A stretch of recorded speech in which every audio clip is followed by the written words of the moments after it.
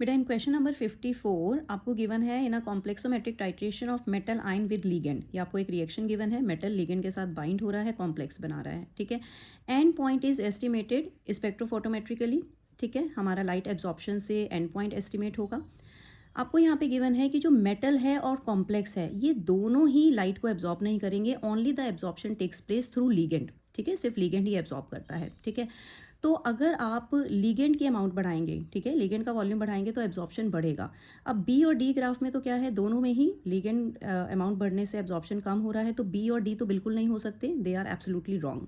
अब ए और सी की अगर हम बात करें तो ए और सी में आपका जो ए ग्राफ है, this is the correct graph. Why this is the correct graph?